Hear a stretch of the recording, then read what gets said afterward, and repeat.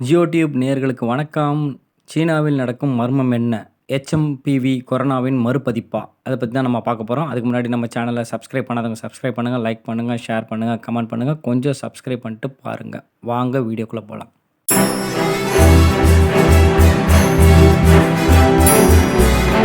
சீனாவுல புதுசா ஒரு வைரஸ் பரவிட்டு இருக்கு. அது பேரு வந்து HMPV வைரஸ். அதனால நிரம்பி வழியுது மருத்துவமனைகள். அதோட அறிகுறிகள் என்னென்ன? அத பத்திய முழு விவரத்த இப்ப பார்ப்போம். ஏற்கனவே 2019ல வந்துட்டு கோவிட்-19 அப்படிங்கிற ஒரு வைரஸ் வந்து பரவி கொரோனா வைரஸ்ன்னு சொல்லிட்டு உலகத்தையே ஒரு ஆட்டி புரட்டி போட்டுருச்சு. அந்த கொரோனா அதுக்கப்புறம் அதுக்கு தடுப்பூசி கண்டுபிடிச்சு, அதுக்கப்புறம் அத சரிப்படுத்துனாங்கன்னு வச்சுக்கங்களேன். ஆனாலும் அந்த கொரோனா பாதிப்புலேருந்து, நோய் பாதிப்புலேருந்து மீண்டு வந்தவங்க நெறைய பேர் இருந்தாலும், அதனால பொருளாதார சிக்கல் ஏற்பட்டு, முடக்கம் ஏற்பட்டு, அதுலேருந்து திரும்பி வராதவங்க இந்நாள் வரைக்கும் நெறைய பேர் இருக்காங்க. அதுக்குள்ள சீனாவுல பார்த்தீங்கன்னா, ஒரு புது வைரஸ் ஒண்ணு பரவி HMPV அப்படிங்கிற ஒரு வைரஸ் ஒண்ணு பரவிக்கிட்டு, அது சீனா ஃபுல்லா பரவிக்கிட்டு இருக்கு. இதனால மக்கள் ரொம்ப பயந்து போய் ஏற்கனவே கொரோனாவுல பாதிக்கப்பட்டு இருப்பாங்கல்ல நெறைய பேரு. அதோட ஃபீலிங்ஸ் வராமையா போவும். கண்ணு முன்னாடி வந்து போயிட்டு தானே இருக்கும். அதில அதனால வந்து நெறைய பேர் வந்துட்டு ஹாஸ்பிட்டல தேடி போறாங்க. அதனால ஹாஸ்பிட்டல் ஃபுல் ஆயி போச்சு. இந்த இந்த பரவுற இந்த HMPV வைரஸ்னா என்ன? அது எப்படி வருது அப்படின்னு பார்த்தீங்கன்னா, அது வந்து ஒரு நிமோனியா காய்ச்சல். அந்த காய்ச்சல் அதிகமாகுது. அந்த காய்ச்சல் அதிகமாகும்போது அத டெஸ்ட் எடுத்து பார்க்கும்போது, அது என்ன எதனால வருது அப்படின்னு பார்த்தா, HMPV வைரஸ்னால வருது அப்படின்னு சொல்லிட்டு சீனா மருத்துவமனையில இருக்கிற மருத்துவ இயக்குனரகம் கண்டுபிடிச்சிருக்கு. இது வந்து யார தாக்குது அப்படின்னு பார்த்தீங்கன்னா, அ ஏறத்தாழ கொரோனா வைரஸ் மாதிரியே தான் இருக்குது.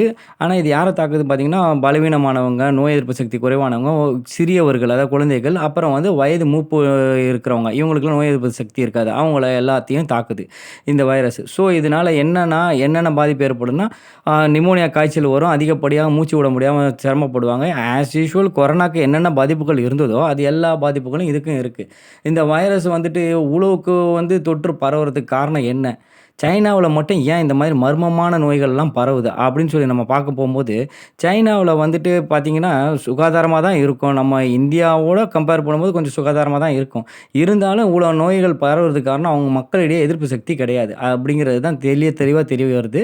ஸோ வந்துட்டு எந்த ஒரு வைரஸ்னாலும் அவனுங்க வந்துட்டு ஏதாவது ஒரு லேப்ல வச்சு டெஸ்ட் பண்ணி பார்க்குறானுங்க. ஸோ அந்த லேப்லேருந்து லீக் அவுட் ஆவறதுக்கான வாய்ப்புகள் இருக்கு அப்படிங்கிற மாதிரியும் அரசல் புரசலான தகவல்கள்லாம் வரதான் செய்யுது. இது எப்படின்னா ஆஸ் யூசுவல் இந்த HMPV வைரஸ பொறுத்தளவுக்கு இது வந்து 2001லயும் வந்துட்டு அ கண்டுபிடிச்சிருக்கிறாங்க.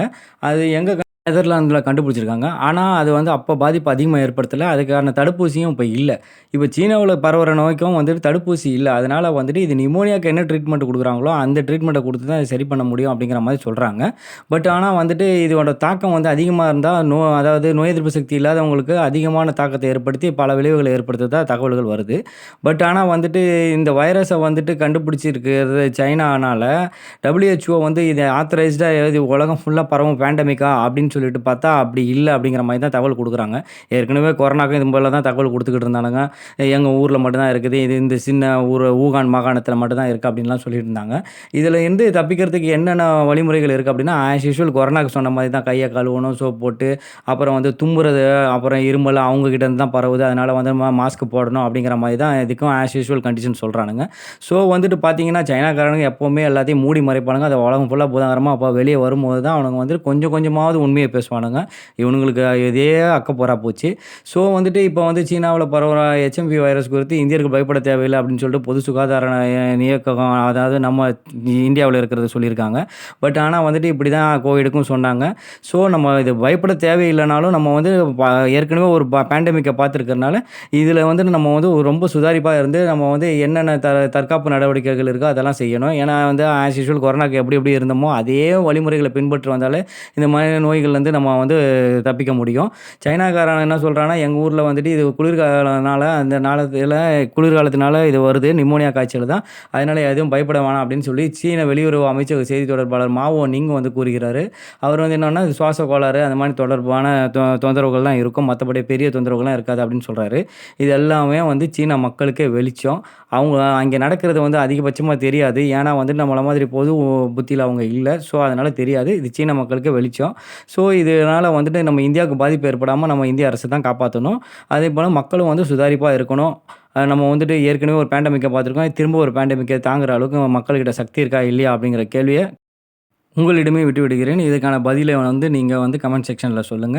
ஸோ இந்த மாதிரி வந்து நோய்கள் வந்து சீனாவுல மட்டும் ஏற்படுவதற்கான காரணம் என்ன அப்படிங்கிறது உங்களுக்கு தெரிஞ்சா அதையும் சொல்லுங்க. அவ்வளோதாங்க வீடியோ. வீடியோ பிடிச்சிருந்தா லைக் பண்ணுங்கள், ஷேர் பண்ணுங்கள், சப்ஸ்கிரைப் பண்ணுங்கள். இன்னொரு தரமான வீடியோவில் மீண்டும் சந்திப்போம். அதுவரைக்கும் ஜியோ டிவியின் வணக்கங்கள். வணக்கம்.